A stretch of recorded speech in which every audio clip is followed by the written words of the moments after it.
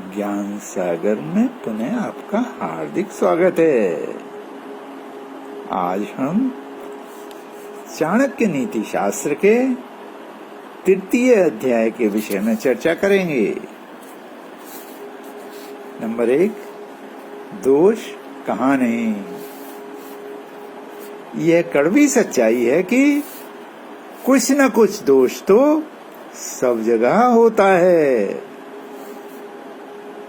अतः संकोच या दुख किस बात का। किस कुल में दोष नहीं होता। रोग से कौन दुखी नहीं होता। दुख किसे नहीं मिलता। निरंतर सुखी कौन रहता है। अर्थात संकोच या दुख व्यक्ति को अपनी कमियों को लेकर नहीं करना चाहिए। 2, लक्षणों से आचरण का पता चलता है। 1, उच्च कुल का व्यक्ति शालीन होगा, शांत होगा तथा अच्छे स्वभाव का होगा, तथा नीच वंश का व्यक्ति उद्धत, बातूनी और मान मर्यादा का ख्याल न रखने वाला होगा। B, व्यक्ति की बोली या उच्चारण से देश का पता चलता है। C, आदर सत्कार से प्रेम का पता चलता है। D, शरीर को देखकर मनुष्य के भोजन का पता चलता है। नंबर 3, व्यवहार कुशल बने। आचार्य चाणक्य यहाँ व्यवहारिकता की चर्चा करते हुए कहते हैं, A, कन्या का विवाह किसी अच्छे घर में करना चाहिए। B, पुत्र को पढ़ाई लिखाई में लगा देना चाहिए। C, मित्र को अच्छे कार्यों में लगा देना चाहिए। D, तथा शत्रु को बुरे कार्यों में लगा देना चाहिए, जिससे वह उनमें उलझ जाए और आपको अनावश्यक रूप से तंग ना करे। 4, दुष्ट से बचें। दुष्ट और सांप, इन दोनों में सांप अच्छा है। सांप तो एक बार काटता है, किंतु दुष्ट तो पग पग पर डसता रहता है, इसलिए दुष्ट से बचकर रहना चाहिए। 5, संगति कुलीनों की करें। कुलीन लोग आरंभ से अंत तक साथ नहीं छोड़ते। वे वास्तव में संगति का धर्म जीवन भर निभाते हैं। इसलिए राजा लोग कुलीनों का संग्रह करते हैं, ताकि समय समय पर सत्य परामर्श मिल सके।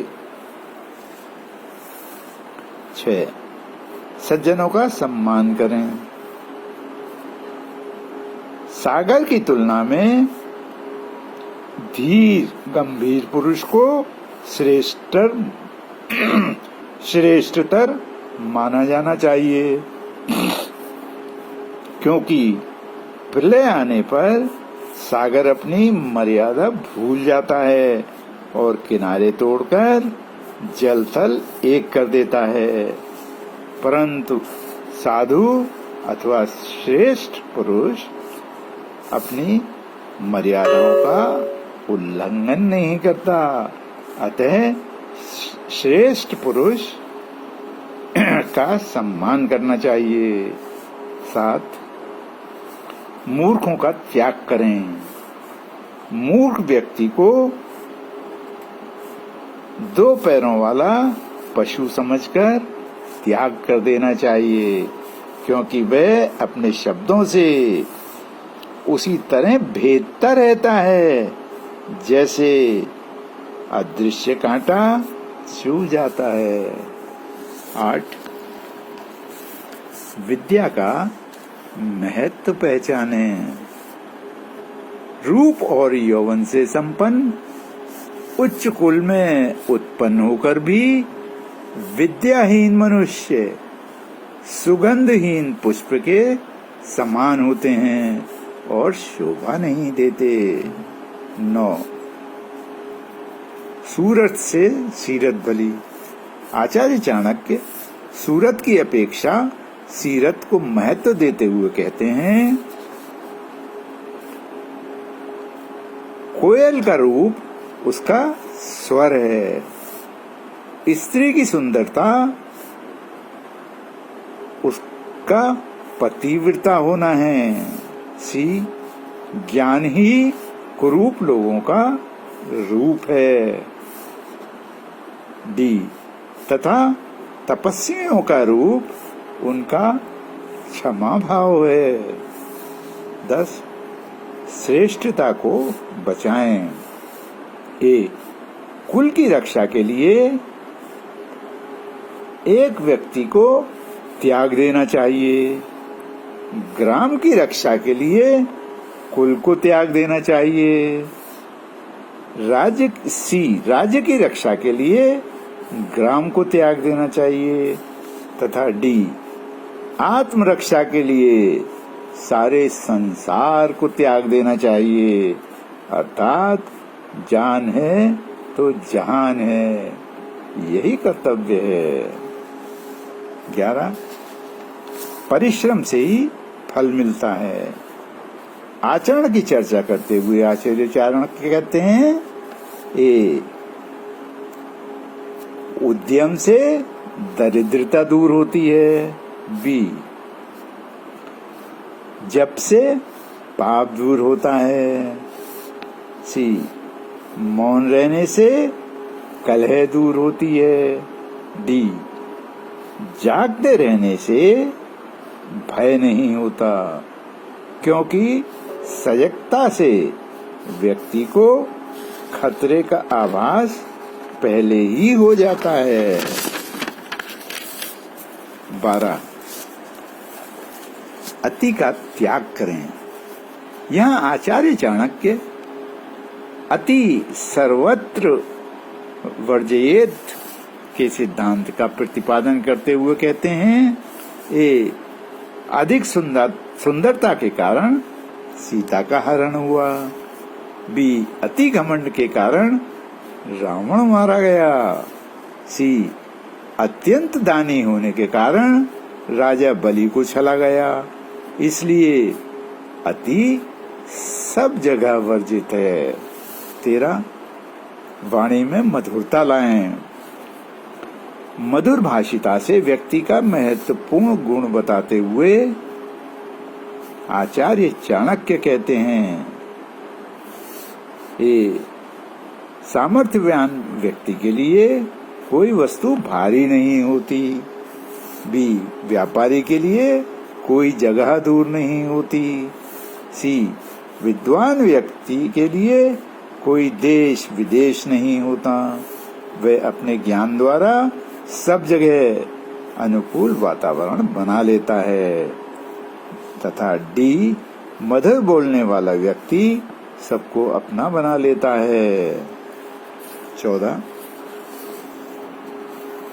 गुणवान एक ही पर्याप्त है। वन में सुंदर खिले फूलों वाला एक ही वृक्ष अपनी सुगंध से सारे वन को सुगंधित कर देता है। इसी प्रकार एक ही मनुष्य सारे कुल का नाम ऊंचा कर देता है।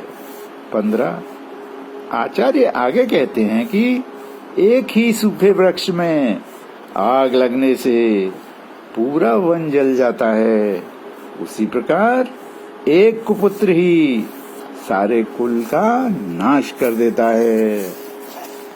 16 एक अकेला चंद्रमा सारे अंधेरे को दूर करके अपने प्रकाश से सारी दुनिया को जगमगा देता है। उसी प्रकार पुत्र चाहे एक ही हो परंतु गुणवान हो तो वह अपने सारे कुल का नाम रोशन कर देता है। 17 शोक और संताप उत्पन्न करने वाले अनेक पुत्रों के पैदा होने से क्या लाभ? कुल को सहारा देने वाला एक पुत्र ही श्रेष्ठ है। ऐसे पुत्र से कुल अपने को धन्य समझता है। 18 माता पिता भी दायित्व को समझें। 5 वर्ष की अवस्था तक ही पुत्र को लाड़ प्यार करना चाहिए। इसके पश्चात 15 वर्ष की अवस्था तक उसे कठोर अनुशासन में रखना चाहिए। जब पुत्र 16वें वर्ष में प्रवेश कर जाए तो उसे मित्र की तरह सम्मान का व्यवहार करना चाहिए। 19 समय की सूझ। ऐसी जगह से भाग जाना ही समझदारी है। उपद्रव या लड़ाई हो जाने पर। भयंकर अकाल पड़ जाने पर। दुष्ट लोगों के संपर्क में आने पर। 20 जीवन की निष्फलता। धर्म, अर्थ, काम और मोक्ष ये जीवन के 4 कार्य हैं। जो व्यक्ति इन चारों को प्राप्त नहीं कर पाता उसका जीवन निरर्थक है। 21 लक्ष्मी का वास। ऐसे स्थान पर लक्ष्मी स्वयं आती है। जिस घर में मूर्खों का सम्मान नहीं होता। अन्न का भंडार भरा रहता है। पति पत्नी में कलह नहीं होती। अब मैं अपनी वाणी को विराम देता हूँ। ईश्वर सबका कल्याण करे। धन्यवाद।